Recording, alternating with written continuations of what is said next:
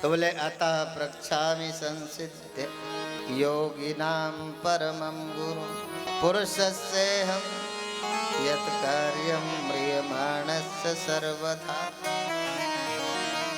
अतः प्रक्षामि संसिद्धा सिद्धिं योगिनां परम, जो योगियों के भी योगी है, अवधूत शिरोमणि सुखदेव जी महाराज। मैंने कल बताया था ना, ये अवधूत संगीता है, ये परमहंस संगीता है, ये ब्यूटी पार्लर वालों के बस की बात नहीं है इसको स्पष्ट कर पाना। जिनका जीवन ब्यूटी पार्लर से आज भी प्रभावित है, जो ब्यूटी पार्लर अधीन है, वो भागवत के इस परमहंस संगीता के सत्य का प्रतिपादन करना। जिनको भी जगत का आकर्षण नहीं रहा जिनके जीवन में, जब उनके हाथ में भागवत पड़ती है तो निश्चित रूप से मरते हुए परीक्षित को जीवन मिल जाता है।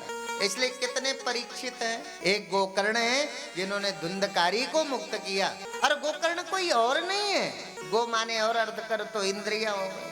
आत्मदेव कौन थे? कोई पंडित थोड़े थे। आत्मदेव, हम सब आत्मा ही देव तो हैं। और जो प्रत्येक इंद्रियों से लगातार भगवान के गुणानुवाद को श्रवण करता है वो गोकर्ण है। और ये मन धुंधकारी है, ये बुद्धि अविद्या के कारण धुंधली हो गई है, इसे सत्य दिखाई नहीं देता। ये सप्त ग्रंथि का ये शरीर है, ये 7 चक्र है ना, एक एक चक्र का प्रस्फुटित होना, ये साधना है, ये योग है, तब तो सत्य दिखेगा ना। तो ऐसे धुंधकारी और धुंधली और आत्मदेव कोई व्यक्ति नहीं है, वो तो एक व्यक्ति का आरोप करके जो भगवान वेद व्यास बताना चाहते हैं वो अद्भुत है, वो श्याम सुंदर के स्वरूप का वर्णन है। इसलिए अतः प्रक्षामि संसिद्ध योगी नाम परमं गुरु, योगियों के भी जो गुरु हैं ऐसे। यही तो प्रश्न हुआ, वरीय नेस्ते प्रश्न कृतो लोक हितो नृप आत्मविद सम्मता पुंसा श्रोतव्यादि सुया पर। सुखदेव जी महाराज प्रसन्न हो गए। राजा परीक्षित से पूछा, तो कहा कि ये तुम्हारा प्रश्न नहीं है, ये तो मानव मात्र के लिए, मानव मात्र के कल्याण का साधन बनेगा। तुमने जो प्रश्न किया है उससे मैं अत्यंत प्रसन्न हुआ। ये प्रश्न केवल व्यक्ति के लिए नहीं है, ये तो मानव मात्र के कल्याण के लिए है। ये अद्भुत प्रश्न है। फिर जो शुरू किया वो अद्भुत था, और वो चतुश्लोकी भागवत। इसलिए समय कम लेंगे, चतुश्लोकी भागवत पर गुरुदेव का भी प्रकाश हम लोगों को मिल जाएगा। और वो मैंने जो कार्य कारण का विषय लिया था, इसी को तो कहा अहमेवा समेवाग्रे नान्यद सत सत परम पश्चादहं यदेतश्च यो वशिष्येत सोऽस्म्यहं ऋते अर्थं यत् प्रतीयेत न प्रतीयेत चात्मनि तद विद्यात्मनो माया यथा भासो यथा तमः यथा महान्ति भूतानि भूतेषु च्वावचेष्वनु प्रविष्टान्य प्रविष्टानि तथा तेषु न तेष्वहम् एतावदेव जिज्ञास्यं तत्तु जिज्ञासुनात्मनः अन्वयव्यतिरेकाभ्यां यस्यात् सर्वत्र सर्वदा। इत्येते भागवत। ये इतनी सी भागवत है, ये इतनी सी भागवत है जो नारायण ने अपने पुत्र ब्रह्मा को सुनाई थी। वो दिखाया कि अहमेवा समेवाग्रे। भगवान ने देखा कि देख मेरी माया से सारा संसार है, और बिना मेरे, मेरे से पहले मेरे से बाद, मध्य आदि और मध्य और अंत में जो है ना, वो सब जगह मैं ही मैं हूँ। बिना मेरे न तो संसार दिख सकता है, संसार का आभास भी मेरी सत्ता के बिना नहीं होगा। पश्चादाम यदे तश्चयो वशिष्येत। तो बोले इसको जानेंगे कैसे? तो बोले अन्वय व्यतिरेकाभ्याम यस्यात् सर्वत्र सर्वदा। अन्वय व्यतिरेक कर दो कार्य और कारण का तो समझ आ जाएगा। यस्यात् सर्वत्र सर्वदा, सर्वत्र क्या है और सर्वदा। तो धीरे धीरे हमारा काम है कि हम दें। इसलिए सोचे अग्र न दास्यामि बिना युद्धेन के। दुर्योधन की दुर्दशा देख, द्वारिकाधीश के कहने पर कहता था सुई की नोक में आ सकने वाली जमीन नहीं दूंगा, यदि लेना चाहते हो तो युद्ध करके ले लो, पूरा हस्तिनापुर ले जाओ, पर बिना युद्ध के तो कुछ भी नहीं मिलेगा, ठीक है ना। तब भगवान ने बहुत तरह से अन्य संदेश वाहक के साथ स्वयं द्वारिकाधीश आए, उन्होंने भी समझाने का प्रयत्न किया। तो बोले केशव मुझे ये पता है जो तुम बता रहे हो, जानामि धर्मम न च मे प्रवृत्ति जानाम्य धर्मम न च मे निवृत्ति, एको ही देवेन हृदय स्थितेन यथा नियुक्तोऽस्मि तथा करोमि। ऐसा थोड़ी है कि मुझे पता नहीं है, मुझे पता है कि ये मेरे द्वारा पाप हो रहा है, ये मुझे पता है कि ये मेरे करने योग्य कर्म नहीं है, पता है। जानामि धर्मम, मैं धर्म को भी जानता हूँ, जानाम्य धर्मम, मैं अधर्म को भी जानता हूँ, पर अधर्म से मैं छूट नहीं पा रहा, धर्म का अनुकरण नहीं कर पा रहा, इसलिए मैं जो कर रहा हूँ वो सब ठीक है। इसलिए सूचे अग्र न दास्यामि बिना युद्धेन केशव, यदि युद्ध के बिना तुम मुझसे सुई की नोक में आ सकने वाली हस्तिनापुर की जमीन नहीं दूंगा। तो देखा ना, पीछे देख के आए ना क्या दुर्दशा हुई। और ये सारा काम क्यों करते हैं हम? सारा उपार्जन जीवन में क्या करते हैं? बोले सुखाय कर्माणि करोति लोको न तै सुखम वान्य दुपारमम वा विन्देत भूयस्ततैव दुःखम यदत्र युक्तं भगवान वदेन्न। जीवन में मनुष्य जितना भी करता है उसके पीछे सुख मिलेगा, इसलिए कोई क्रियान्वित होता है, इसलिए कोई कर्म नहीं करता कि मैं दुखी हो जाऊं। पर जीवन में कभी सुख मिला क्या? कर्म से प्राप्त होने वाला सुख थोड़ी देर तो रहेगा, पर थोड़ी देर बाद खत्म हो जाएगा। कर्म से प्राप्त होने वाला सुख सदा नहीं है, और हम किस सुख के पीछे घूम रहे हैं? जो सदा रहे, पर हमें पता नहीं है, इसलिए कभी पत्नी में सुख ढूंढते हैं, कभी पैसे में सुख ढूंढते हैं, कभी सफलता में सुख ढूंढते हैं, कभी संसार में सुख खोजते हैं। हमें पता नहीं, हम सब सुख ही खोज रहे हैं, पर अक्षय सुख कहाँ मिलेगा? सच्चिदानंद रूपाय विश्वोत्पत्त्यादि हेतवे तापत्रय विनाशाय श्री कृष्णाय वयम नुमा।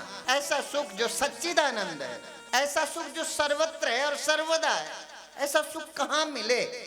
इसी तरह सृष्टि के विस्तार का वर्णन करते हुए सृष्टि की रचना के पूर्व भगवान ने कहा अहमेवा समयवाग्रे, मैं अकेले था, कोई दृष्टा नहीं था, कोई देखने वाला नहीं था, और न कोई दृश्य था। दृष्टा और दृश्य को प्रकट करने वाली शक्ति भगवान की माया है। इस माया में परमात्मा ने अपने अंश पुरुष से चिदाभास बीज स्थापित किया, तब उस अव्यक्त माया से महत्तत्व प्रकट हुआ, और उसी महत्तत्व से अहंकार की उत्पत्ति हुई, अहंकार से मन हुआ, और ज्ञानेंद्रियां एवं कर्मेंद्रियां उत्पन्न हुई। इन सबके समन्वय से भी जब जीव की रचना संभव नहीं हुई, तब महत्तत्व अहंकार, पंचभूत, पंच तन्मात्रा और मन सहित 11 इंद्रियां, सब 23 तत्वों के समुदाय के साथ आज स्वयं भगवान शक्ति रूप में प्रविष्ट करते हैं और इस जीव को प्रणत करते हैं, इसमें प्राण।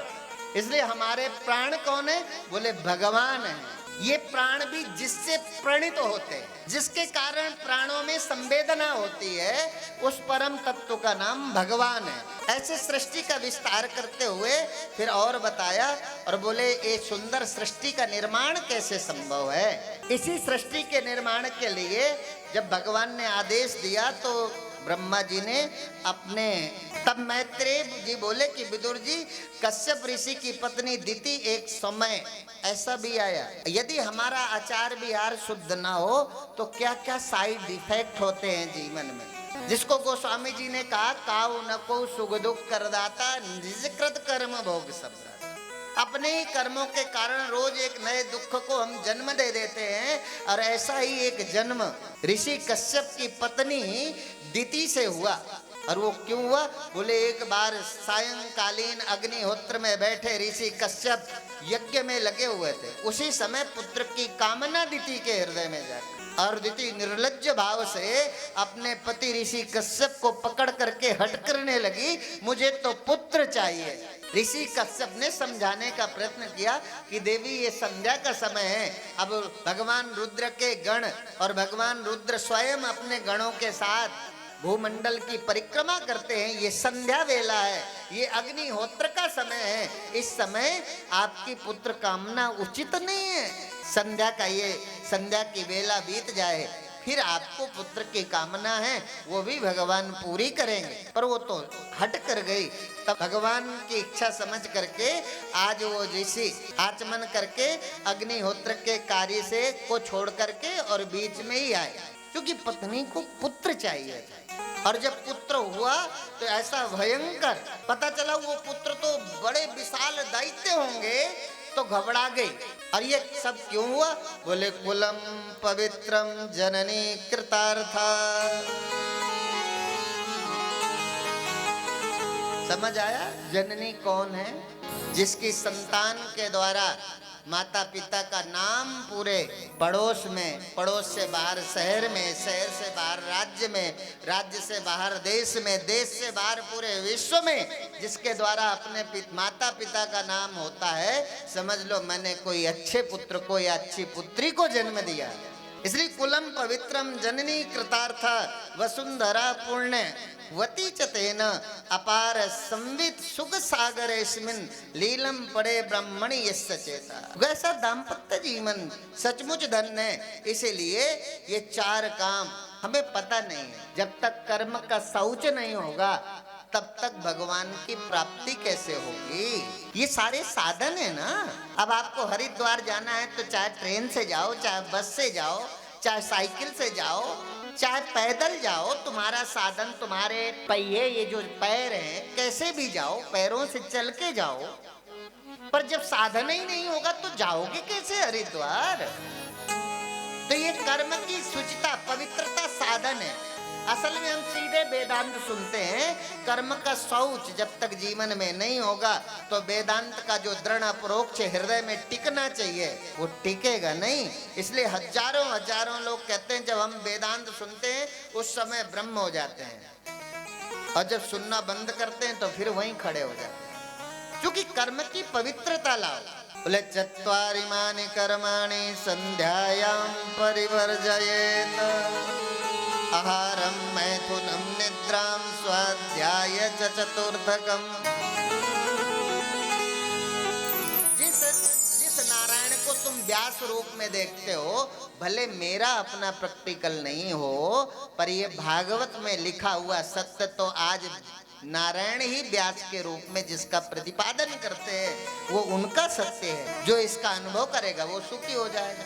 उन्होंने कहा चार काम मत करो, चत्वारिमानि कर्माणि संध्यायाम परिवर्जयेत। जब दो बेला एक साथ जुड़ रही हो तो चार काम न करना। कौन सा? बोले आहारम, भोजन मत करो, मैथुनम, पति पत्नी आपस में संबंध स्थापित न करें, निद्राम, सोना मत, स्वाध्याय, पढ़ाई मत करो, उस समय भगवान का जाप करो। इसलिए संध्या बनाई गई थी कि चलो तुम्हें संसार में कभी टाइम ना होगा तो कम से कम संध्या में काम रोक दिए। क्यों रोका? बोले संध्या में पत्नी के साथ नहीं रहना, संध्या में भोजन नहीं करना, संध्या में सोना नहीं, ठीक है ना। तो क्या करोगे जब कुछ नहीं करना? तो बोले भगवान का भजन करो। ये वैज्ञानिकता थी हमारे ऋषियों की। उन्होंने कैसे हमको समय दिया? क्यों? बोले इसी का जो काल बदलेगा उसके अनंतर जो उसका पॉजिटिव और नेगेटिव जो किरणों का मिलता है ना, उसके कारण जो दोष होगा जीवन में, बोले आहारे जायते व्याधि।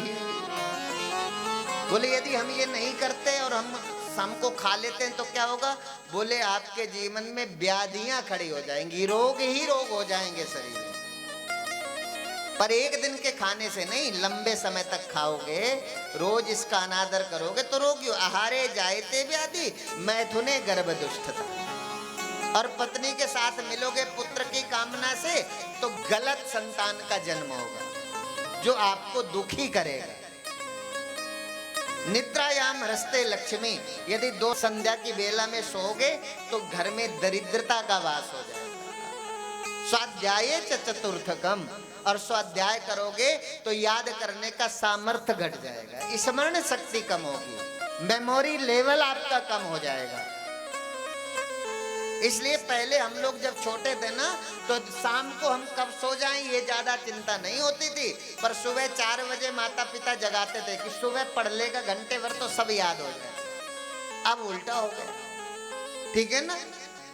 इसलिए उस सत्य को जानने के लिए इधर भगवान ने ब्रह्मा जी ने अपने छाया पुत्र ऋषि कर्दम को कहा कि तुम बेटा सृष्टि का विस्तार करो, मेरे पिता की इच्छा है तुम इस वानप्रस्थ जीवन को छोड़कर गृहस्थ हो जाओ।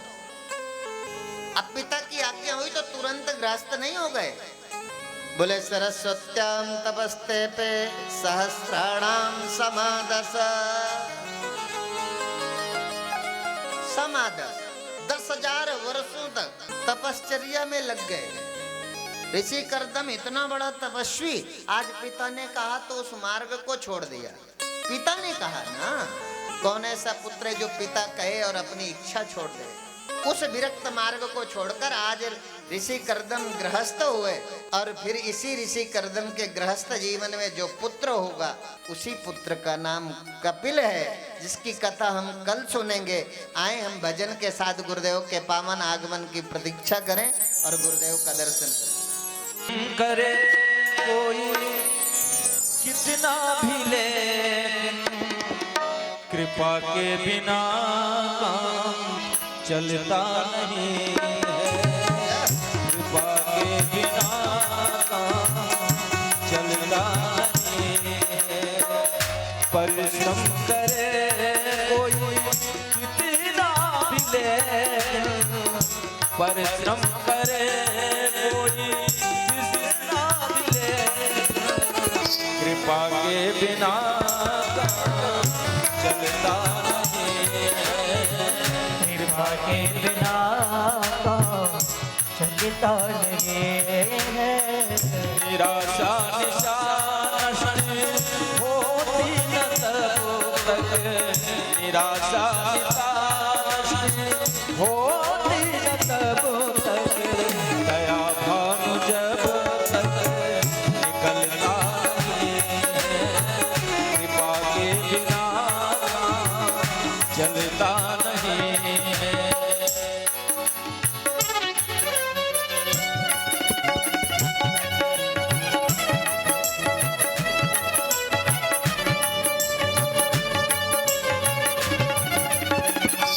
बोलिए सतगुरुदेव भगवान की जय हो।